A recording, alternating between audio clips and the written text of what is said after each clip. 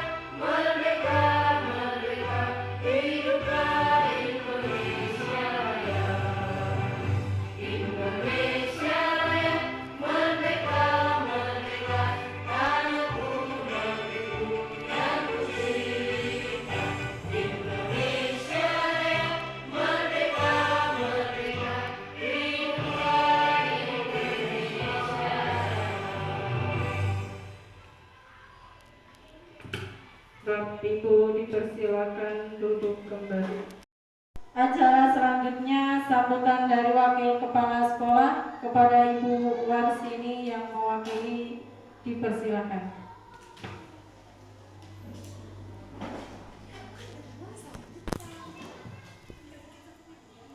Assalamualaikum warahmatullahi wabarakatuh. Waalaikumsalam warahmatullahi wabarakatuh. Tabiku. Ya Bun. Asyhadu alla ilaha illallah wa asyhadu anna Muhammad Rasulullah.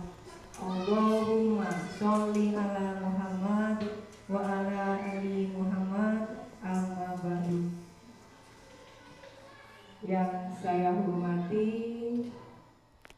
Bapak-bapak dan ibu-ibu SD Negeri 2 Air Kubang, yang saya hormati terutama guru penggerak yang saat ini melakukan tahap-tahap atau pendidikan untuk mencapai profesi guru penggerak. Ini adalah taraf pendidikan, yaitu Ibu Atun Komsia. Untuk pertama kali, marilah kita panjatkan puji syukur kehadirat Allah Subhanahu wa Ta'ala yang telah memberikan rahmatnya, hidayahnya, sehingga kita bisa bertemu pada acara pagi hari ini dalam keadaan sehat walafiat. Saya sebagai wakil kepala sekolah menyampaikan selamat pertama kali. Selamat menjadi calon guru penggerak, belum menjadi guru penggerak tapi sudah diucapkan selamat. Diharapkan dengan ucapan selamat ini menjadi motivasi, menjadi pendorong untuk lebih giat lagi dalam pendidikannya, dalam belajarnya untuk mencapai profesi sebagai guru penggerak. Ibu Atun Komsia, salah satu guru di SD Negeri 2 Air Kubang yang mengikuti pendidikan kegiatan calon guru penggerak. Saya sebagai wakil kepala sekolah sangat bangga, sangat senang kalau di sekolah ini muncul beberapa guru penggerak. Diharapkan dengan munculnya guru penggerak yang ada di sekolah ini, kualitas mutu sekolah ini dapat ditingkatkan, terutama kualitasnya guru dan kualitasnya siswa. Jadi saya minta kepada Ibu Atun Komsia untuk bersemangat yang luar biasa. Seandainya di dalam pelaksanaan pendidikan ini ada kekurangan, ada kesulitan, cepat-cepatlah segera mencari penyelesaiannya. Tanya kepada yang berkepentingan, kepada yang lebih ahli. Boleh pada media-media atau alat-alat media elektronik maupun media sosial juga bisa.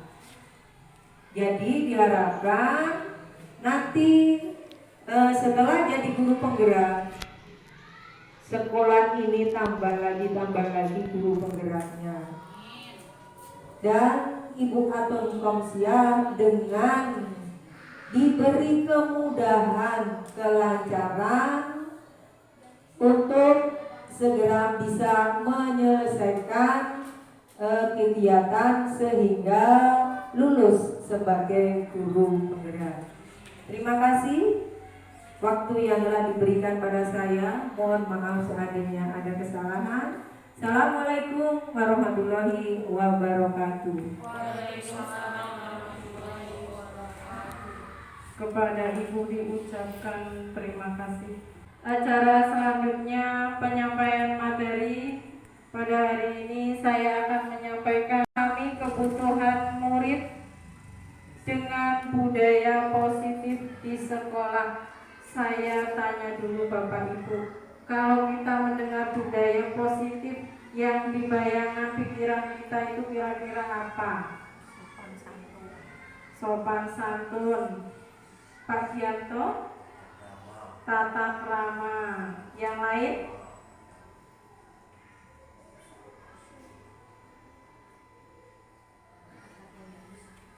Ya. Ada. Boleh.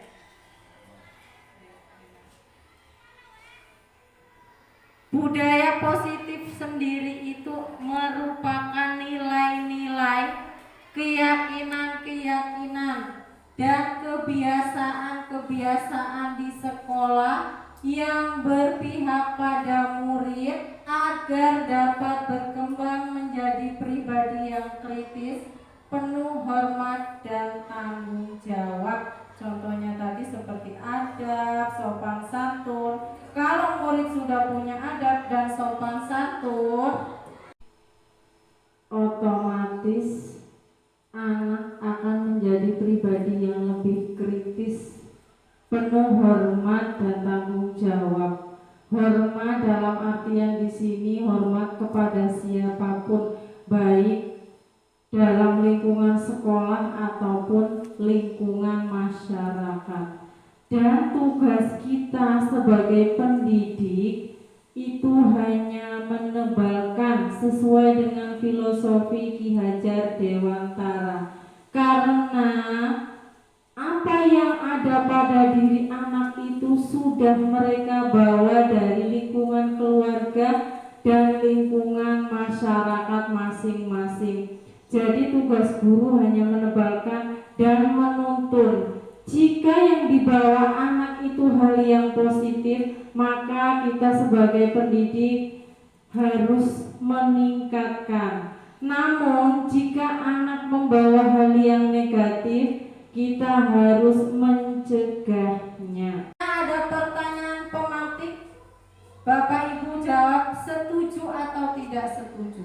Yang pertama, hukuman dapat mendisiplinkan anak. Setuju atau tidak setuju Bapak Ibu? Tidak. Kenapa tidak setuju? Karena mendapat. Boleh. Mohon menyampaikan pendapat. Saya tidak setuju karena hukuman itu akan membuat anak trauma, bahkan dia takut dengan guru seperti itu. Bukan yang terjadinya bukan disiplin, tapi takut. Ya, terima kasih, betul sekali Bu Tina. Hukuman dapat mendisiplinkan anak itu tidak setuju, karena dengan hukuman justru akan membuat anak menjadi trauma atau malah menjadi tidak disiplin. Nomor 2, pemberian hukuman dengan hal positif seperti membaca atau membersihkan halaman sekolah dapat meningkatkan disiplin anak. Kira-kira Bapak Ibu setuju atau tidak? Ayo Pak Kianto boleh. Bisa. Ya, setuju. Oh ya, setuju ya Bapak Ibu, Pak Kianto. Dengan membaca atau membersihkan halaman sekolah anak dapat disiplin. Ya. Yang nomor 3, memberi penghargaan dapat meningkatkan motivasi belajar anak. Setuju atau tidak? Tidak. Tidak. Bu Ayu, boleh?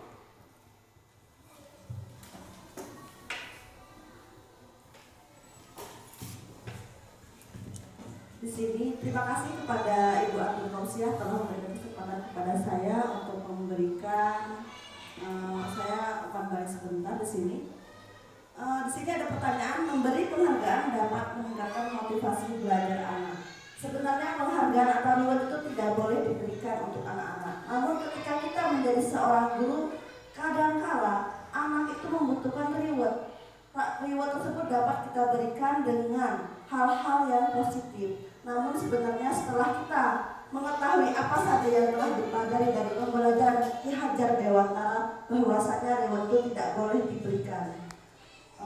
Tapi saya sendiri terkadang sebagai guru, reward itu tidak boleh dalam bentuk apa dulu. Kadangkala kita memberikan reward itu berupa hadiah. Nah, ketika kita memberikan hadiah, misalnya sekarang kita memberikan hadiah yang besar. Nah, untuk kegiatan selanjutnya anak-anak itu mendapatkan prestasi. Kita memberikan reward yang kecil. Jadi perasaan anak, ya hadiah saya kok cuma kayak gini. Padahal saya sudah berprestasi yang lebih tinggi dari sebelumnya. Nah, itulah dampak negatif dari pemberian reward. Nah, kita sebagai guru lebih antusias lagi untuk memilah dan memilih bagaimana kita memberikan atau menempatkan reward-reward yang harus diberikan kepada siswa. Terima kasih kepada Ibu Ayu yang telah memberikan tanggapan dan masukannya.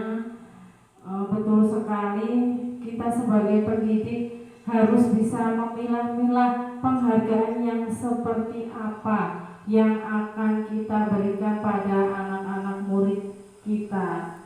Penghargaan itu tidak harus sesuatu atau barang atau apapun yang berharga. Dengan kita memberikan tepuk tangan saja itu sudah menjadi motivasi untuk anak didik kita. Tepuk tangan untuk kita semua Bapak Ibu.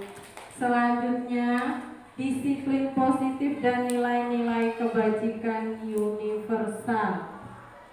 Kegiatan kepalan tangan. Ini ada kegiatan lagi ya Bapak Ibu biar gak ngantuk. Ada A dan B. Anda dan teman Anda. Sobeklah secari kertas kecil.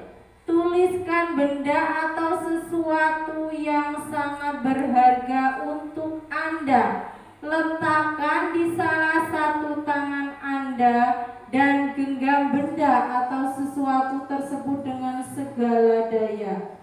Buatlah sebuah kepalang. Teman Anda B diperumpamakan di sini akan mencoba dengan sekuat tenaga dengan berbagai cara meminta Anda memberikan benda tersebut.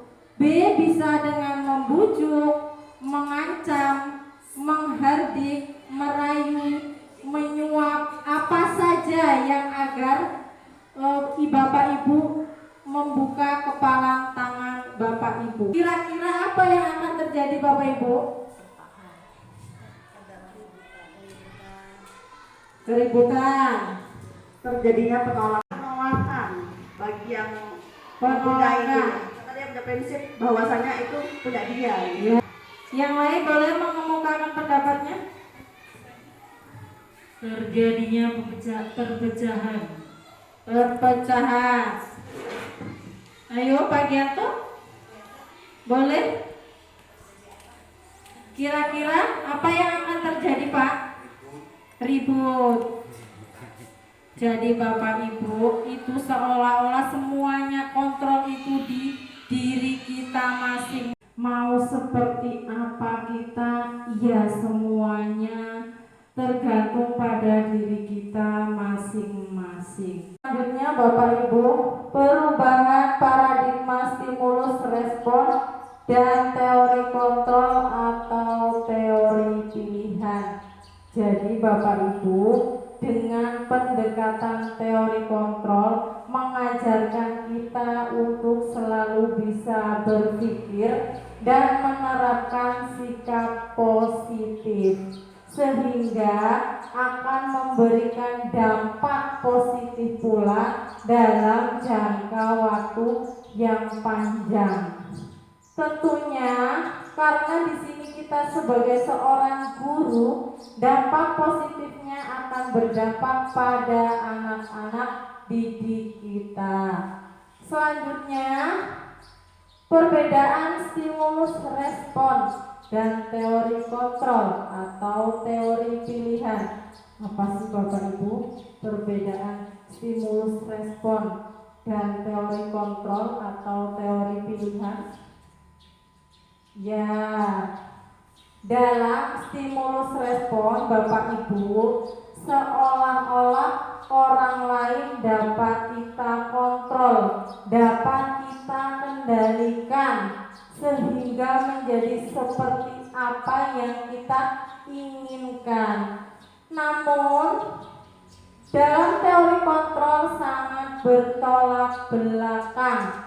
Sesuatu yang sedang kita kontrol sebetulnya tidak dapat kita kendalikan, karena yang dapat mengontrol hanya dirinya sendiri, bukan orang lain.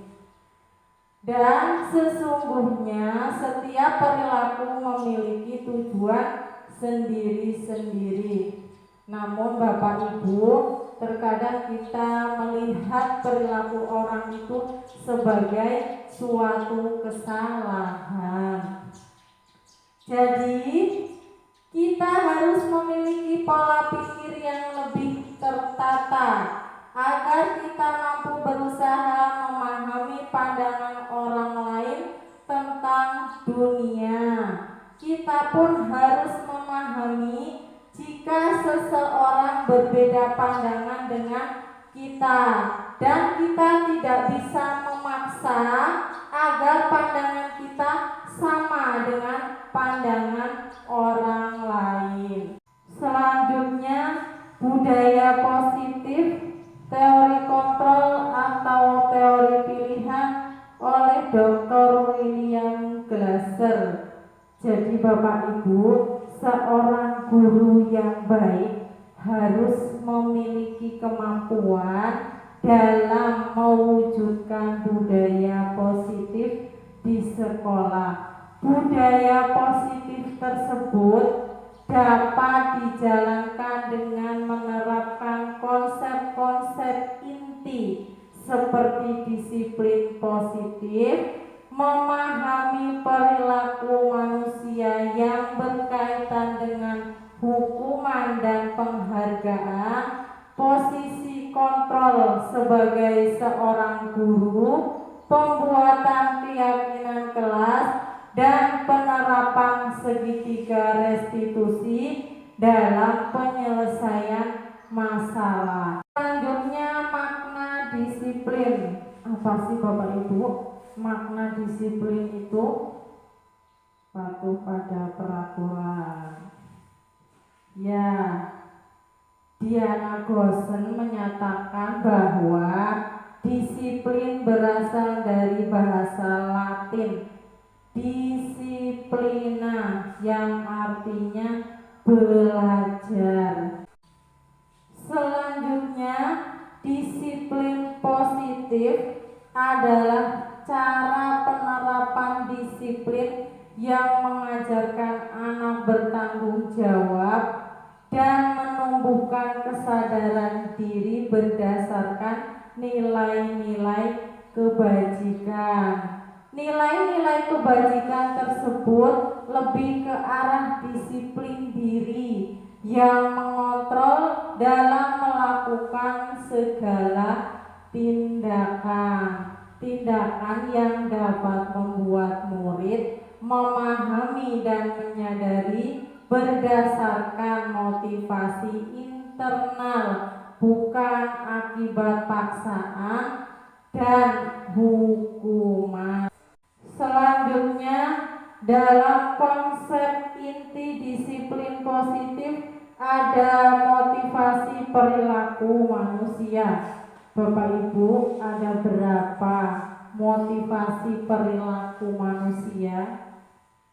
Iya, ada 3, yaitu untuk menghindari ketidaknyamanan atau hukuman, untuk mendapatkan imbalan atau penghargaan dari orang lain, dan untuk menjadi orang yang mereka inginkan dan menghargai diri sendiri dengan nilai-nilai yang mereka percaya. Nah, Bapak Ibu, saat guru memahami ketiga motivasi perilaku manusia, maka guru dapat memilah motivasi perilaku apa yang ada pada diri murid.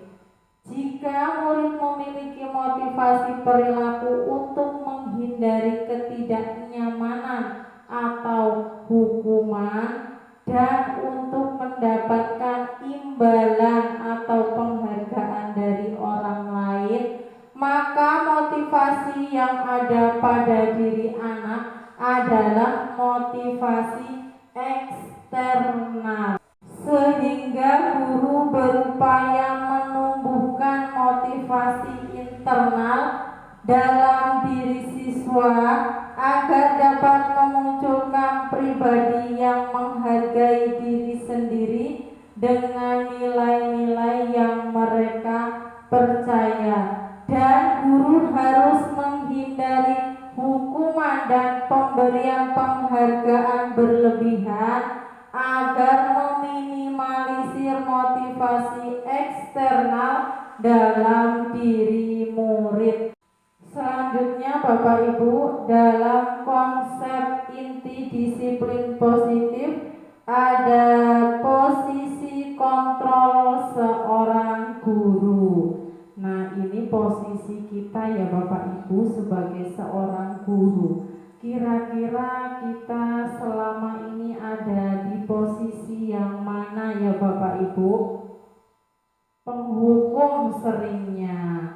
Ya, posisi kontrol seorang guru ada 5. 1. Penghukum, 2. Pembuat rasa bersalah, yang ketiga teman, yang keempat pemantau, dan yang kelima manajer. Nah Bapak Ibu, posisi kontrol seorang guru sebaiknya ada di posisi manajer. Pada posisi manajer, guru berbuat sesuatu bersama murid untuk mempersilahkan, mempertanggungjawabkan perilakunya dan mendukung murid agar dapat menemukan solusi atas permasalahannya sendiri. Dalam posisi manajer, guru juga mengacu pada restitusi yang dapat menjadikan murid sebagai manajer bagi dirinya sendiri sehingga tercipta identitas yang positif bagi diri murid.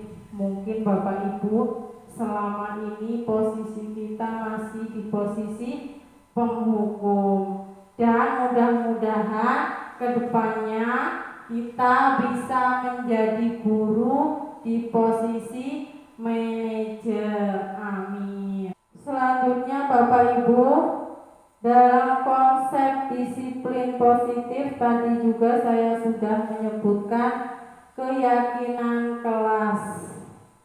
Jadi Bapak Ibu, keyakinan kelas itu dibuat oleh guru dan murid. Guru berperan dalam mewujudkan pembentukan keyakinan kelas dan disepakati antara guru dan murid. Keyakinan kelas berupa pertanyaan-pertanyaan universal yang mudah dipahami dan diterapkan di lingkungan kelas. Sebenarnya bisa juga Bapak Ibu ada keyakinan sekolah. Namun di sini saya mengambil contoh keyakinan kelas. Kemarin saya juga sudah membentuk keyakinan kelas di kelas saya, yaitu kelas 6B. Alhamdulillah, dengan adanya keyakinan kelas, anak-anak menjadi lebih disiplin. Contohnya kemarin ada yang melanggar keyakinan kelas saat pembelajaran, yaitu makan saat pembelajaran, dan anak yang lain pun mengingatkan, kamu ingat enggak apa keyakinan kelas kita? Jadi seperti itu ya Bapak Ibu. Keyakinan kelas, mengapa tidak peraturan saja? Mengapa harus keyakinan kelas? Mengapa kita memiliki peraturan harus menggunakan helm bila mengendarai kendaraan roda 2? Itu biar apa Bapak Ibu? Untuk apa kita memakai helm? Untuk keselamatan. Mengapa kita memiliki peraturan 3M, menggunakan masker, mencuci tangan, dan menjaga jarak 1,5 meter? Agar tidak kena COVID. Ya, berarti itu untuk kesehatan.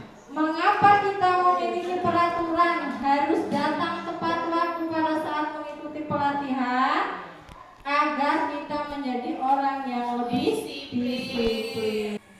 Sekarang ada pertanyaan lagi Bapak Ibu. Selalu kembalikan buku ke tempatnya. Itu keyakinan kelas yang bagaimana Bapak Ibu? Keyakinan. Dilarang mengganggu orang lain. Peraturan keyakinan. Hadir di sekolah 15 menit sebelum pembelajaran dimulai. Peraturan. Dilarang melakukan kekerasan. Peraturan. Dilarang menggunakan narkoba.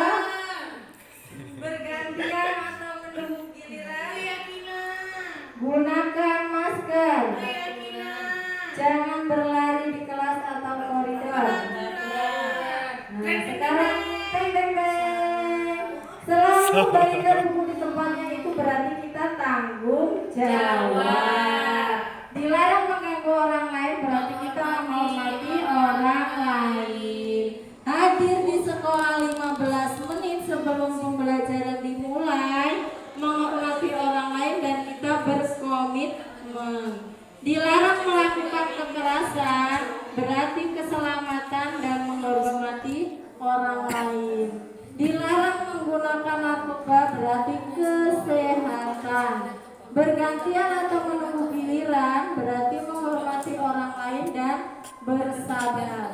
Gunakan masker, kesehatan dan keselamatan.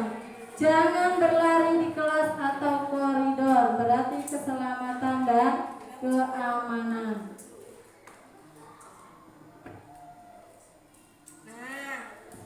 Ini ada kata-kata yang belum lengkap. Silakan Bapak Ibu lengkapi. Ada kebutuhan dasar manusia dan dunia berkualitas. Ada 5 kebutuhan dasar manusia. Yang pertama kira-kira apa ini Bapak Ibu? Saya yang menjawab, Bu. Iya boleh. Pinjam mic-nya dong. Ya ilah. Baiklah, saya akan menjawab teka-teki ini ya Bu, teka-teki yang dibikin oleh Bu Ati. Silakan. Yang pertama itu bertahan hidup, Ya, bertahan hidup. kedua kasih sayang, Bapak Ibu kita pecahkan teka-teki ini ya, bersama-sama. selanjutnya itu kebebasan, Ya. penghargaan, yang itu yang di atas itu ya, kebebasan, penghargaan, apa lagi itu ya?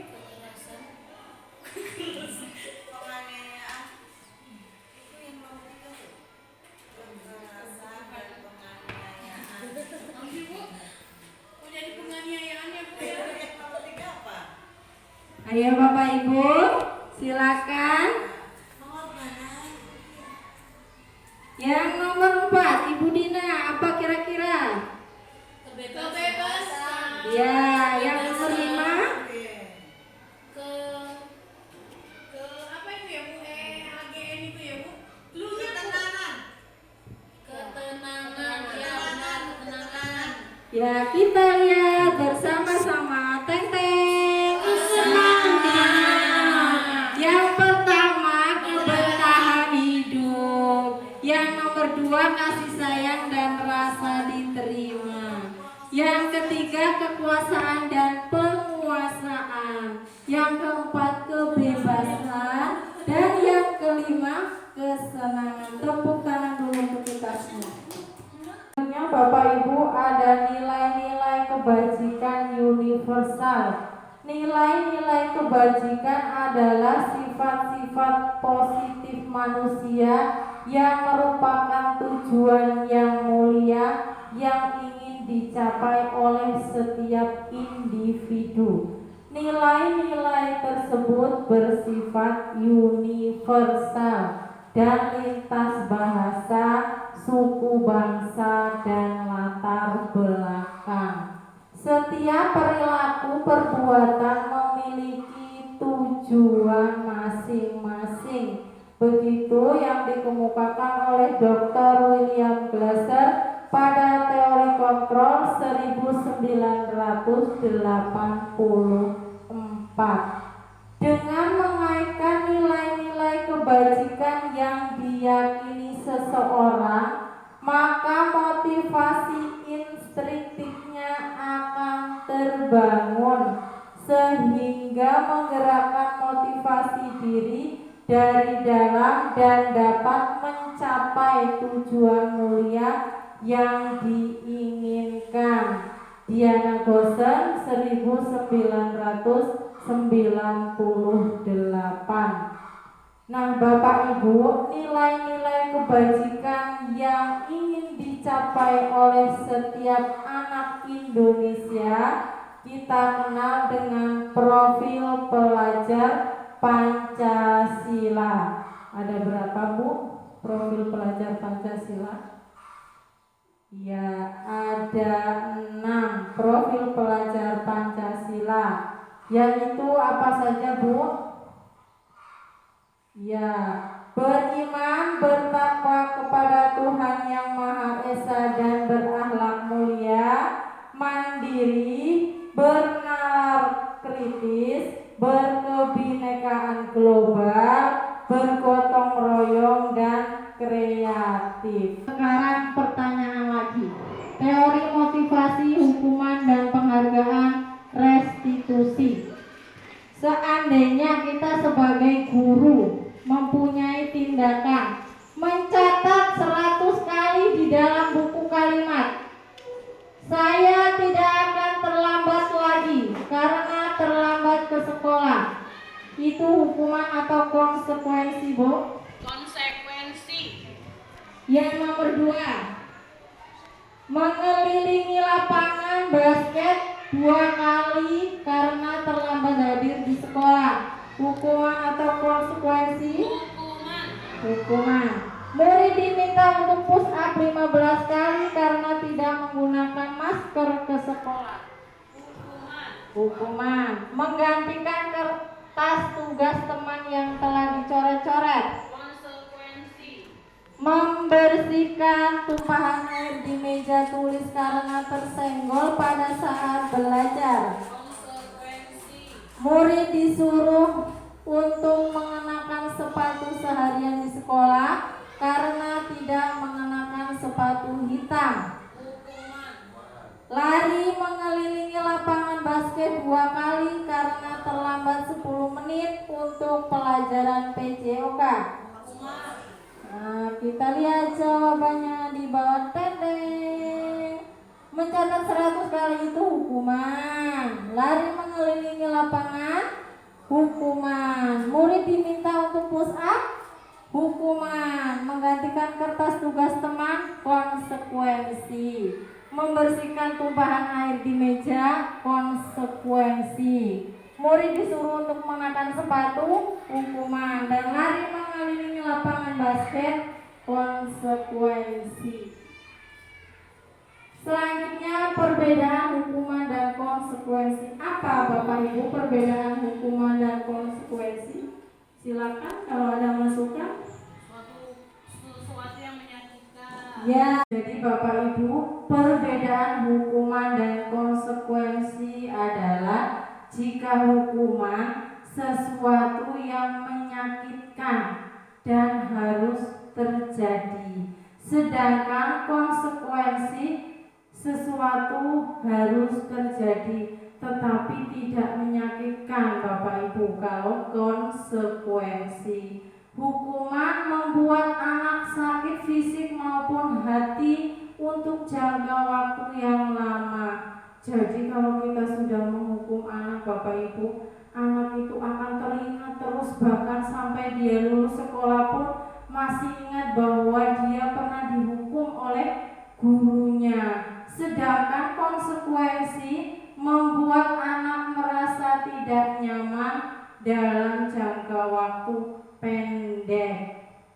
Hukuman anak membenci kedisiplinan. Jadi kalau kita sudah menghukum anak Bapak Ibu, anak tersebut malah akan membenci disiplin. Konsekuensi, dengan adanya konsekuensi, anak akan menghargai disiplin. Hukuman itu suatu paksaan, sedangkan konsekuensi stimulus atau tanggapan. Hukuman mendorong anak menyakiti diri sendiri. Jadi kalau kita menghukum anak Bapak Ibu, sama aja kita menyuruh anak untuk menyakiti dirinya sendiri. Konsekuensi mendorong anak agar mudah menyesuaikan diri. Dalam hukuman, konsep diri yang buruk. Jadi kalau sudah dihukum Bapak Ibu, otomatis anak itu menjadi akan buruk. Konsekuensi konsep diri yang baik. Dengan adanya konsekuensi, otomatis anak menjadi lebih baik. Hukuman, anak belajar untuk menyembunyikan kesalahan. Konsekuensi, anak belajar untuk mematuhi peraturan. Jadi kalau sudah dihukum, seolah-olah anak itu akan berbohong Bapak Ibu untuk menghindari hukuman tersebut. Namun konsekuensi, anak akan belajar untuk mematuhi peraturan. Hukuman, marah, rasa bersalah, dipermalukan, merasa tidak dihargai. Jadi kalau anak sudah dihukum Bapak Ibu, dia akan merasa marah, terus malu sama teman-temannya, terus merasa juga tidak dihargai. Sedangkan konsekuensi, kehilangan hak, dibuat tidak nyaman, diasingkan untuk sementara. Selanjutnya Bapak Ibu, dalam konsep inti disiplin positif ada segitiga restitusi. Tadi saya dengar ada ibu-ibu yang berbisik, apa sih restitusi itu? Dulu saya juga belum tahu Bu, apa itu segitiga restitusi. Tapi setelah saya mengikuti pendidikan guru penggerak, saya jadi tahu apa itu segitiga restitusi. Jadi Bapak Ibu, segitiga restitusi adalah suatu tindakan orang dewasa. Dalam hal ini kita sebagai seorang guru untuk menyelesaikan masalah yang ada pada diri murid. Jadi kalau ada murid yang ada masalah, kita jangan langsung menghukum ya Bapak Ibu. Kita selesaikan masalahnya dengan menggunakan tindakan yaitu segitiga restitusi. Bapak Ibu, dalam segitiga restitusi ada 3 tindakan, yaitu 1. Menstabilkan identitas, 2. Validasi tindakan yang salah, dan yang ketiga menanyakan keyakinan. Tujuan menstabilkan identitas adalah untuk membuat anak yang merasa gagal karena berbuat salah menjadi positif terhadap dirinya. Dan dalam menstabilkan identitas, guru berkata, berbuat salah itu hal yang wajar. Bapak Ibu guru juga pernah melakukan kesalahan. Kita pasti bisa menyelesaikan permasalahan ini. Bapak Ibu tidak tertarik untuk mencari tahu siapa yang benar dan siapa yang salah. Bapak Ibu lebih tertarik untuk menyelesaikan masalah. Kalau kamu menyalahkan dirimu sendiri terus-menerus, apakah kamu bersikap baik kepada dirimu sendiri? Tujuan validasi tindakan yang salah yaitu untuk membantu murid mengenali basic need atau kebutuhan dasar yang ingin dipenuhinya ketika melakukan kesalahan itu. Karena pada dasarnya setiap tindakan manusia memiliki tujuan.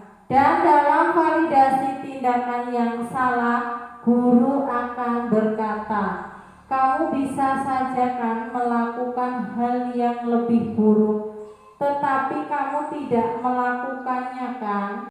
Kamu pasti punya alasan mengapa kamu melakukannya. Apa yang penting bagi kamu? Kamu boleh tetap berusaha menjaga sikap itu. tapi tambahkan sikap yang lain yang lebih baru. Selanjutnya, menanyakan keyakinan. Tujuan menanyakan keyakinan adalah anak melihat kesalahannya dihubungkan dengan norma sosial dan nilai-nilai yang mendasari manusia berinteraksi dengan orang lain. Dan dalam menanyakan keyakinan, guru akan berkata, apa nilai yang kita percaya di kelas atau sekolah kita? Kelas yang ideal itu seperti apa sih? Kamu ingin jadi anak seperti apa? Apa yang kamu rasakan ketika kamu melakukan itu? Kamu menjadi orang yang seperti apa?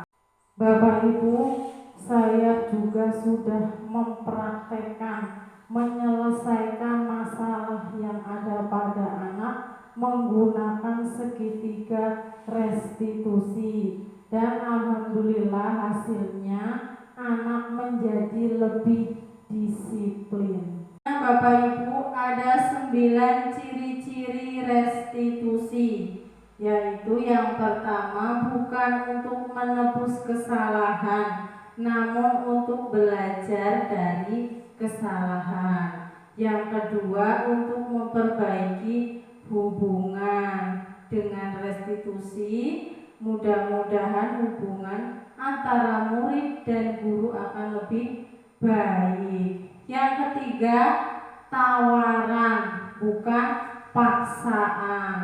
Yang keempat, restitusi menuntun untuk melihat ke dalam diri, jadi seolah-olah untuk mengoreksi diri sendiri. Yang kelima, restitusi mencari kebutuhan dasar yang mendasari tindakan. Yang keenam, restitusi diri adalah cara yang paling baik. Jadi kalau murid ada kesalahan, Bapak Ibu jangan langsung dihukum. Kita gunakan cara dengan restitusi. Selanjutnya, restitusi fokus pada karakter, bukan tindakan. Jadi restitusi kita itu menggali karakter murid, bukan tindakan. Restitusi fokus pada solusi.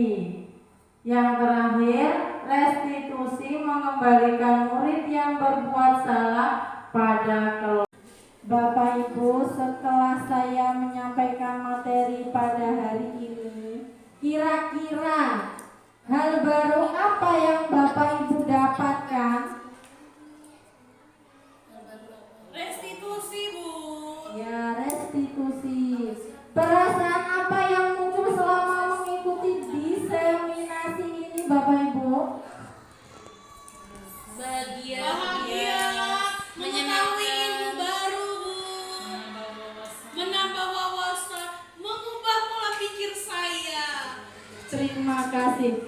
Selanjutnya, peran pamong seperti apakah yang telah saya lakukan selama mengikuti diseminasi ini? Apakah Ibu seorang pemantau? Apa Ibu melakukan posisi manajer? Di sini saya hanya memantau. Oh ya, terima kasih. Habis itu tak Selanjutnya, saya akan menjadi among yang seperti apakah setelah mengikuti diseminasi ini?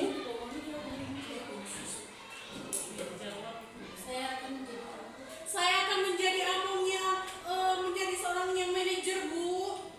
Belum ditutup, ada pantun buat Bapak Ibu. Wahai Bapak Ibu guru yang inovatif, tumbuhkanlah budaya positif dengan menuntun murid secara kreatif, memberi teladan yang reflektif. Terapkan nilai kebajikan universal, jangan menghukum murid karena kesal. Mantap. Apalagi kekerasan fisik dengan tangan terkepal atau kekerasan fisik yang merusak mental. Buat murid menjadi tersadar, bukan menambah mereka